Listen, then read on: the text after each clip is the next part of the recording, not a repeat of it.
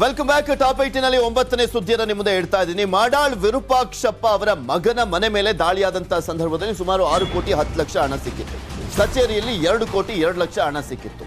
ಇನ್ನು ಮನೆಯಲ್ಲಿ ರೇಡ್ ಮಾಡಿದಂತ ಟೈಮ್ನಲ್ಲಿ ಸಾಕಷ್ಟು ಪ್ರಮುಖವಾದಂತ ದಾಖಲಾತಿಗಳು ಕೂಡ ಸಿಕ್ಕಿದ್ವು. ಅದರ ಜೊತೆಗೆ ಒಂದು ಡೈರಿ ಕೂಡ ಸಿಕ್ಕಿತ್ತು. ಹಣದ ಮೂಲ ಕೆದಕ್ತಾ ಇರುವಂತಹ ಅಧಿಕಾರಿಗಳಿಗೆ ಒಂದು ಡೈರಿ ಸಿಕ್ಕಿರುವಂತ ವಿಚಾರ ಸಾಕಷ್ಟು ಮಹತ್ವವನ್ನ ಪಡ್ಕೊಂಡಿದೆ.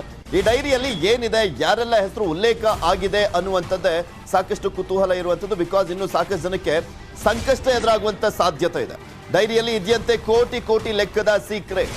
ಪ್ರಶಾಂತ್ ಡೈರಿಯಿಂದ ಯಾರಿಗೆಲ್ಲ ಕಾದಿದೆ ಸಂಕಷ್ಟ ಅನ್ನುವಂಥದ್ದನ್ನ ಕಾದ್ ನೋಡ್ಬೇಕು. ಬಿಕಾಸ್ ಈ ರೀತಿಯಾಗಿ IT ED ಎಲ್ಲ ರೇಡ್ ಆದಾಗ ಈ ಮುಂಚೆ ಕೆಲವರ ಡೈರಿ ಸಿಕ್ಕಂತ ಟೈಮ್ನಲ್ಲಿ ಕೆಲವರ ಒಂದು ಇನ್ಶಿಯಲ್ಸ್ ಗಳನ್ನ ಮೆನ್ಷನ್ ಮಾಡಲಾಗಿತ್ತು. ಆಗ ಅವರಿಗೆ ಸಂಕಷ್ಟ ಎದುರಾಗಿತ್ತು. ಅದೇ ರೀತಿಯಾಗಿ ಲೋಕಾಯುಕ್ತ ಏನ್ ದಾಳಿ ಮಾಡಿದೆ ಪ್ರಶಾಂತ್ ಮನೆಯಲ್ಲಿ, ಸೊ ಈ ಟೈಮ್ನಲ್ಲೂ ಕೂಡ ಡೈರಿ ಸಿಕ್ಕಿರುವಂತ ಹಿನ್ನೆಲೆಯಲ್ಲಿ ಇನ್ನೂ ಸಾಕಷ್ಟು ಜನ ರಾಜಕಾರಣಿಗಳು ಅಥವಾ ಅಧಿಕಾರಿಗಳು ಗೊತ್ತಿಲ್ಲ ಯಾರಿಗೆ ಸಂಕಷ್ಟ ಎದುರಾಗುತ್ತೆ, ಕಾದ್ ನೋಡ್ಬೇಕಾಗಿದೆ. ಇದ್ರ ಬಗ್ಗೆ ಇನ್ನಷ್ಟು ಮಾಹಿತಿಯನ್ನ ನೀಡ್ತಾರೆ ನಮ್ಮ ಪ್ರತಿನಿಧಿ ಮುನಿರಾಜು. ನಮ್ಮ ಜೊತೆ ನೇರ ಸಂಪರ್ಕದಲ್ಲಿ ಜಾಯ್ನ್ ಆಗ್ತಾ ಇದ್ದಾರೆ. ಮುನಿರಾಜು, ಡೈರಿ ಒಂದು ಸಿಕ್ಕಿರುವಂತ ಹಿನ್ನೆಲೆಯಲ್ಲಿ ಸಾಕಷ್ಟು ಕುತೂಹಲಕ್ಕೆ ಎಡೆ ಮಾಡಿಕೊಟ್ಟಿರುವಂತದ್ದು. ಇಲ್ಲಿ ಇನ್ನೂ ಸಾಕಷ್ಟು ಜನಕ್ಕೆ ಸಂಕಷ್ಟ ಎದುರಾಗುವಂತ ಸಾಧ್ಯತೆ ಇದೆ ಅಂತ ಹೇಳಲಾಗ್ತದೆ. ಅಪ್ಡೇಟ್ಸ್ ಏನ್ ಸಿಗ್ತಾ ಇದೆ, ಯಾವ ರೀತಿಯಾಗಿ ತನಿಖೆ ಈಗ ಬಂದು ತಲುಪಿದೆ ಅಂತ?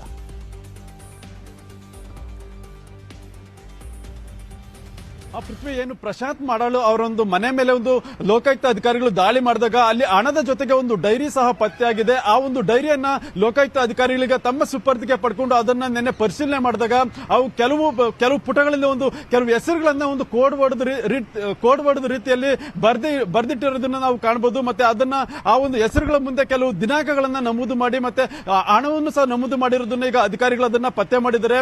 ಏನು ದಿನಾಂಕದ ಮುಂದೆ ಇಂತೆಷ್ಟು ಹಣ ಅಂತೇಳಿ ನಮೂದು ಮಾಡಿದ್ದಾರೆ. ಅದರಲ್ಲಿ ಕೆಲವು ಲಕ್ಷದಿಂದ ಹಿಡಿದು ಕೋಟ್ಯಾಂತರ ರೂಪಾಯಿ ಹಣವನ್ನ ಅಲ್ಲಿ ಮೆನ್ಷನ್ ಮಾಡಿರೋದನ್ನು ಸಹ ಅಲ್ಲಿ ಅಧಿಕಾರಿಗಳು ಪತ್ತೆ ಮಾಡಿದ್ದಾರೆ. ಮತ್ತೆ ಹಾಗಾದ್ರೆ ಆ ಹಣ ಮತ್ತೆ ಆ ದಿನಾಂಕ ಯಾರಿಗೆ ಸಂಬಂಧಪಟ್ಟಿತ್ತು ಮತ್ತೆ ಅಲ್ಲಿರುವಂತಹ ಹೆಸರುಗಳು ಯಾವ್ದು ಅಂತೇಳಿ ಈಗ ಅಧಿಕಾರಿಗಳು ಅದ್ರ ಬಗ್ಗೆ ಒಂದು ತನಿಖೆಯನ್ನ ಮಾಡ್ತಾ ಇದ್ದಾರೆ. ಯಾಕಂದ್ರೆ ಕೆಲವು ಹೆಸರುಗಳು ನಿಗೂಢವಾಗಿ ಕೋಡ್ ವರ್ಡ್ ರೀತಿಯಲ್ಲಿ ಬಳಕೆ ಮಾಡಿರೋದನ್ನ ಅಧಿಕಾರಿಗಳು ಪತ್ತೆ ಮಾಡಿ ಈ ಹೆಸರು ಯಾರ್ದು ಮತ್ತೆ ಈ ದಿನಾಂಕ ಏನಕ್ಕೆ ಇಲ್ಲಿ ನಮೂದು ಮಾಡಿದೆ ಮತ್ತೆ ಆ ದಿನಾಂಕದ ಮುಂದೆ ಇರುವಂತಹ ಹಣದ ಸಂಖ್ಯೆ ಹಣವನ್ನ ಯಾರು ಕೊಟ್ಟಿದ್ರು ಅಥವಾ ಇವ್ರು ಯಾರಿಗಾದ್ರೂ ಕೊಟ್ಟಿದ್ರು ಅನ್ನೋದ್ರ ಬಗ್ಗೆ ಅಧಿಕಾರಿಗಳು ತನಿಖೆಯನ್ನ ಮಾಡಿ ಅವರಿಂದಲೇ ಈಗ ಮಾಹಿತಿಯನ್ನ ಪಡೆಯೋದಕ್ಕೂ ಸಹ ಈಗ ಒಂದು ಚಿಂತನೆಯನ್ನ ಮಾಡ್ತಾ ಇರೋದು. ಯಾಕಂದ್ರೆ ಈಗಾಗಲೇ ಪ್ರಶಾಂತ್ ಮಾಡಲು ಮತ್ತೆ 5 ಆರೋಪಿಗಳು ಈಗಾಗಲೇ ಜೆಸಿಯಲ್ಲಿ ಇದ್ದಾರೆ.